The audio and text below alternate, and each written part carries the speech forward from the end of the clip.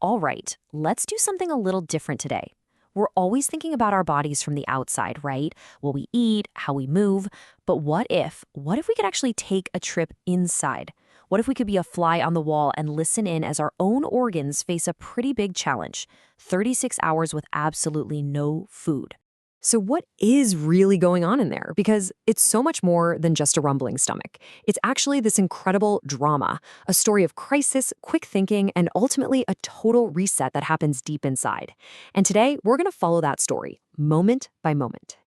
And right on cue, here's our first character. The second that no food memo goes out, the stomach just loses it. It's our frontline worker, you know? And it is convinced this is the worst idea in human history. But, well, it's too late. The journey's already started. So, for the first act of our internal play, everything feels surprisingly normal. It is business as usual inside the bustling city that is your body. For these first 6 hours, honestly, no one's really panicking, except the stomach, of course.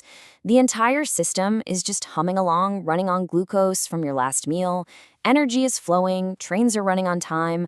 All the organs are just doing their thing. It's the calm before the storm. Think of this as our roadmap, our itinerary for the whole 36-hour trip. We start out just burning off the easy fuel. Then we have to dip into the emergency sugar stash.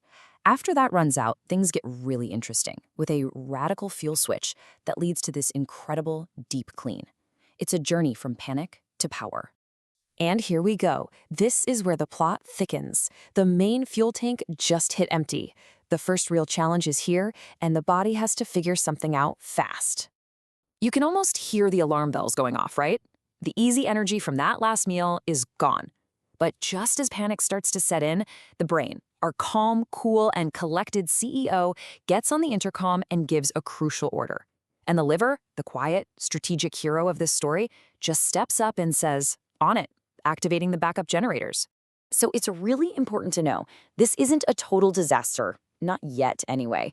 The body has a backup plan. This stuff, glycogen, it's basically like a power bank that's been saved up for exactly this kind of emergency. It's our first line of defense, and our hero, the liver, is in complete control of it. But here's the thing. This emergency fuel, it's just not as good as the fresh stuff. It's a bit stale, and it burns off really fast. And as it does, a brand new character walks onto the stage. Hunger. This is basically the body's way of saying, hey, we're on the backup supply here, and I'd really prefer something a little more fresh, if you don't mind. Okay, let's get to the real climax of the story. The emergency reserves are officially empty. This is it. This is the moment of truth, where the body has to make a huge, game-changing decision to keep going. This is the peak of the crisis. The liver sends a message up to the brain, we are completely out of glycogen. But the brain doesn't freak out. Instead, it makes this radical, incredible request. It doesn't ask for more sugar. It wants a completely different kind of power. It says, liver, I need ketones. And this is where you just have to marvel at the genius of the human body. Faced with no sugar, it doesn't just give up. No way. It pivots. It goes into its long-term storage, our body fat, and starts making this new, superior kind of fuel. The organs call it premium fuel. It's clean, it's incredibly steady, and you know who loves it most? The brain. This really shows you the upgrade we're talking about. We're switching from something like standard, kinda unreliable gasoline to a super efficient, clean-burning rocket fuel. This isn't just about surviving anymore, it's about optimizing. The whole system is about to run better than it did before. Now, once the body gets used to this powerful new fuel source, something really amazing starts to happen. Because the body isn't constantly busy with the demanding job of digestion, it finally has the time and energy to focus on some serious, long overdue house cleaning.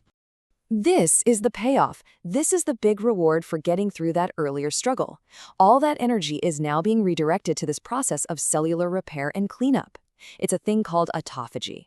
You can think of it like the body's internal spring cleaning crew, finally getting a chance to go in, clear out old, damaged cellular junk, and make everything shiny and new again. And these aren't just ideas. The organs can actually feel the difference. That brain fog that can creep in during the day, it gets replaced by this incredible sharp focus as the brain just happily hums along on ketones. Those little aches and pains, they start to fade away as inflammation goes down all over the body. The early panic is long gone, and it's been replaced by this quiet, powerful feeling of well-being. As we head into the home stretch, this becomes the new normal. The body is a clean, efficient, ketone-burning machine. The crisis is a distant memory. Now it's all about this deep state of renewal and strength.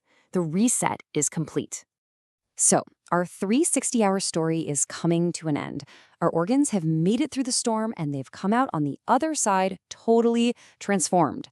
But how we end this journey is just as important as how we started it.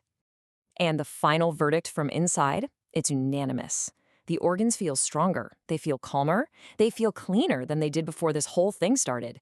Even the stomach, our original skeptic, has to admit it feels pretty great. There's this sense of wonder. Like, wow, why is everything so shiny and new? They didn't just survive it, they totally thrived. Okay, now we have to pause here because this is absolutely critical. While this story is amazing, a 36-hour fast is an advanced practice. I want to be really clear about this. It is not for beginners, and it is definitely not suitable for everyone. So if this is something you're even thinking about, please remember these crucial points. Number 1, talk to your doctor. Number 2, this is especially true if you're pregnant or have any pre-existing conditions like diabetes. And number 3, when you do decide to eat again, you have to go slow. Refeed gently to avoid shocking your system. Safety first, always. You know, what this whole organ story really shows us is that our bodies aren't fragile. They are incredibly resilient, brilliantly adaptive systems. They have these ancient programs for self-repair, just waiting for the right moment to be activated. And it kind of leaves you with this one big question. Are we giving our bodies the chance to show us what they're truly capable of?